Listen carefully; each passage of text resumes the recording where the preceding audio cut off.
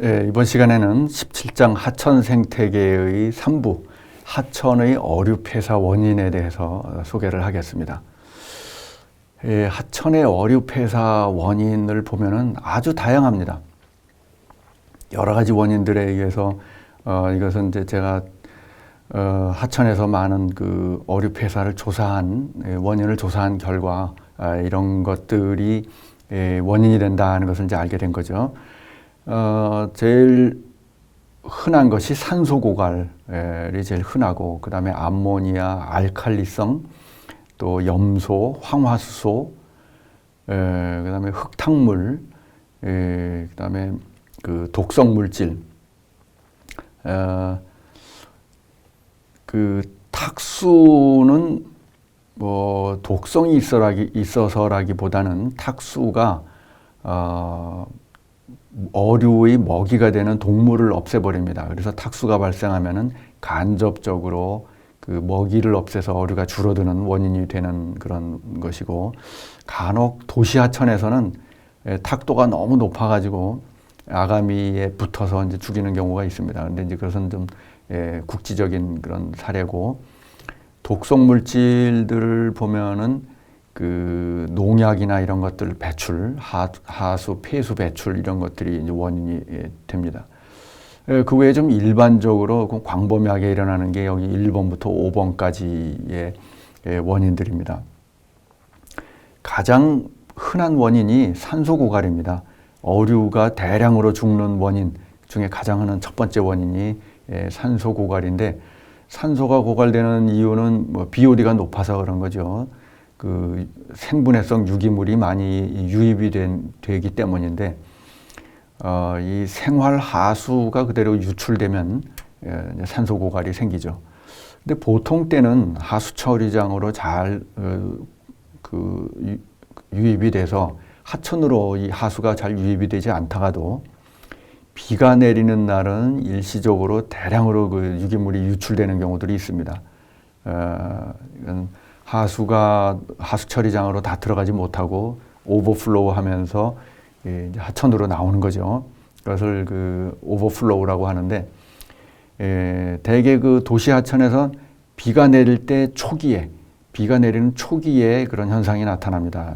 이게 그 대표적인 사례인데, 여기 위에 막대기가 비가 내린 겁니다. 그러니까 비가 내리면서 수온이 좀 낮아지고, 그 다음에 탁도가 확 올라갑니다. 그러니까 비가 온 뒤에 탁도가 높아지는 이유는 대개 그 하천 바닥에 쌓여있던 유기물, 미생물 이런 것들이 재부유돼서 떠내려오는 거죠. 그러면서 바닥에 있던 유기물 떠내려오고 오염물이 떠내려오니까 산소가 고갈되는 겁니다. 산소가 제로가 된 시간들이 이렇게 있고, 그 다음에 한참 비가 내리고 나면 이제 다시 회복이 되는 그런 모습을 보입니다. 이렇게 해서 그 산소 고갈이 뭐 몇 시간 이렇게 지속이 되고 나면은 여기에 물고기가 생존하기가 굉장히 어렵죠. 내성이 아주 강한 그 붕어, 잉어 뭐 이런 종류들만 좀 생존하고 나머지는 생존이 어려운 상태가 됩니다. 그 다음에 암모니아. 암모니아는 물고기 종류에 따라서 굉장히 민감한 종류가 있는가 하면은 내성이 강한 종류도 있습니다.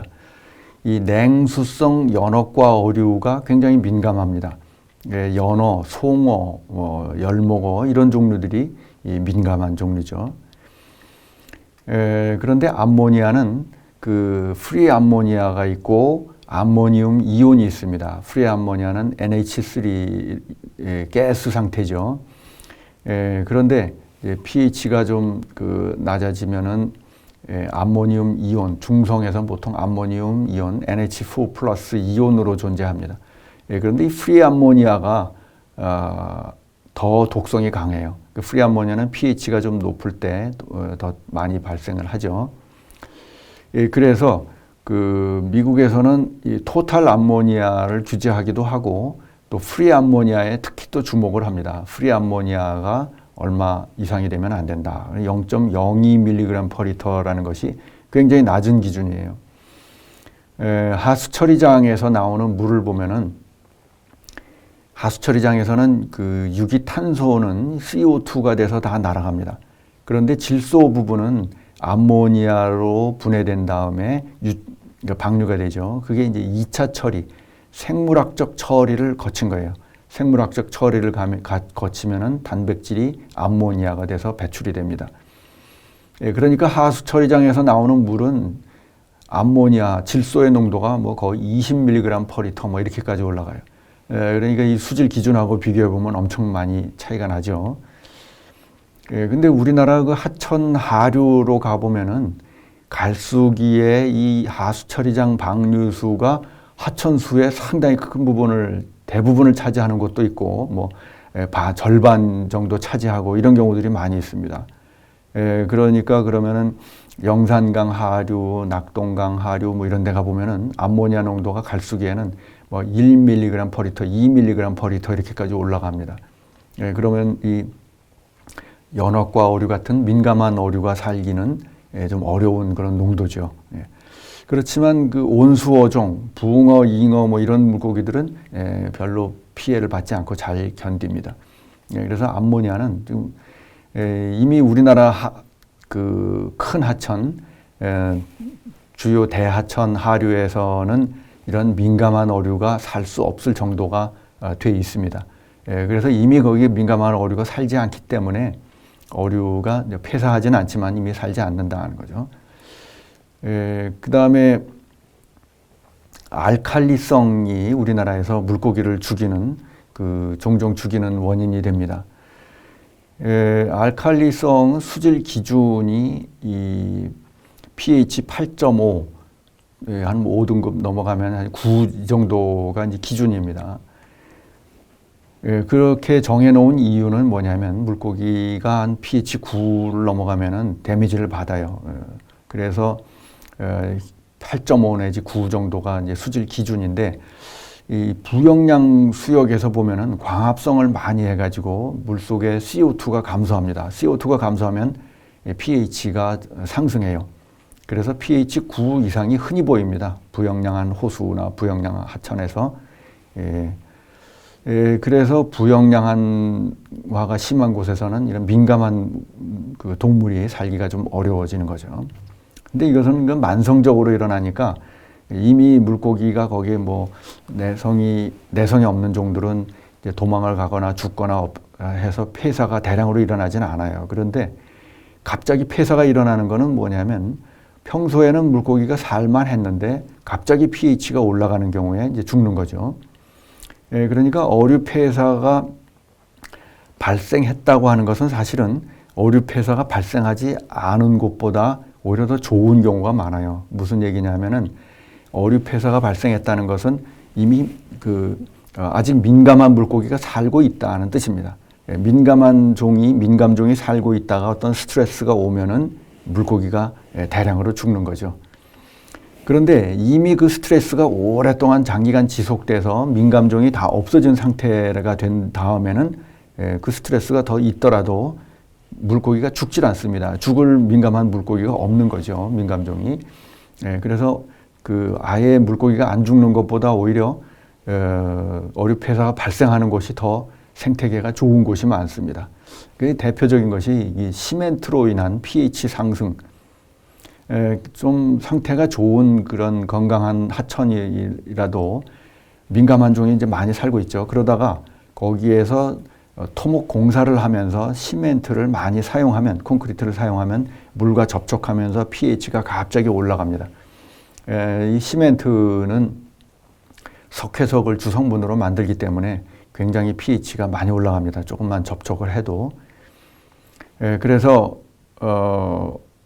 유량이 많을 때는 괜찮아요. 그런데 유량이 작을 때 또는 어떤 그 하천의 일부 구역을 공사할 때 보면은 가물막이로 물을 막아 놓습니다. 가물막이로 물을 막아 놓고 뭐 하천의 교각을 만든다든지 이렇게 해서 콘크리트를 부으면은 그 주변에 있는 물은 pH가 굉장히 올라가죠. 그래서 거기에 있던 생물들은 다 죽게 되는 거죠.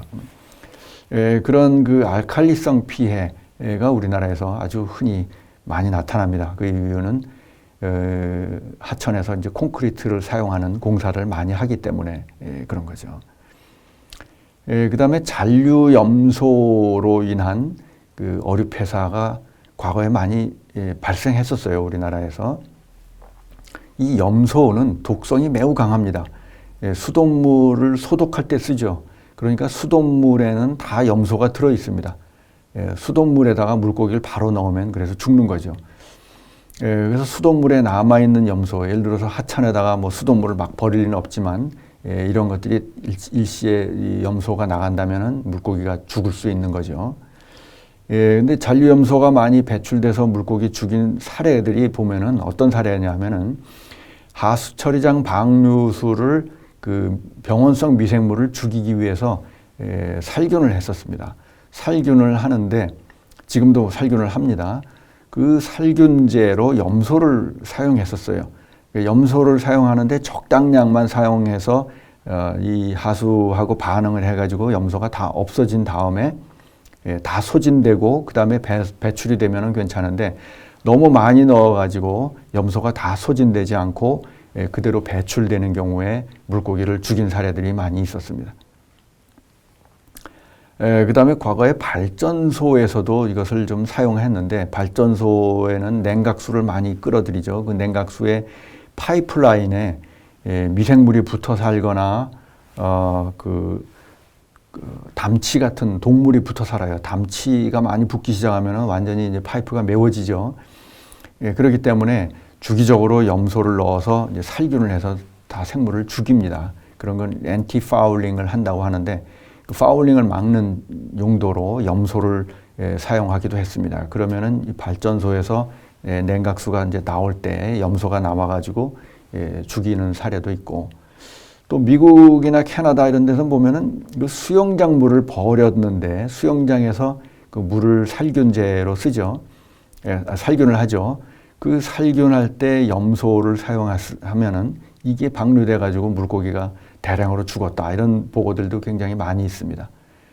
우리나라도 수영장에서 염소 소독제를 많이 쓰다가 요즘은 좀 그 오존 소독 같은 걸 좀 많이 쓰는 편인데 염소가 많이 들어가면은 이렇게 어류를 죽일 수도 있다. 그 다음에 황화수소는 이 산소 고갈하고 연결되어 있는 것입니다. 황화수소는 하이드로젠 설파이드, 화학식으로는 H2S입니다. H2S가 발생하는 것인데 산소가 고갈된 곳에서 이 황산이온이 환원이 돼요. 황산이온이 환원이 돼서 H2S가 발생하는데 H2S는 이 동물의 독성이 강한 물질입니다. 산소가 고갈되는 것만 가지고는 물고기가 그 붕어, 잉어 같은 거는 이제 생존할 수도 있는데 H2S가 많이 발생하면 이제 그것도 생존을 못하고 죽는 것이죠. 그래서 산소 고갈에 의해서 물고기가 죽을 때는 이 H2S가 같이 많이 발생해서 물고기를 대량으로 죽이는 원인이 되는 경우들이 종종 있습니다. 이 황산이온은 담수에는 비교적 농도가 좀 적은 편이고 바닷물에는 굉장히 많습니다. 그래서 바닷가에 있는 호수들을 보면은 바닷물이 들어와 가지고 황산이온이 많아요. 섞여서 거기에 만일 산소 고갈이 생기면은 이 황산이온에서 H2S가 아주 많이 발생합니다. 그래서 담수에서 산소가 고갈된 것보다 이 기수역, 바닷물이 섞인 기수역에서 산소 고갈이 되면은 이 황화수소가 더 많이 발생합니다. 굉장히 독성이 강한 어류 폐사의 원인 물질이 되는 거죠. 오늘은 어류 폐사의 원인에 대해서 소개했습니다.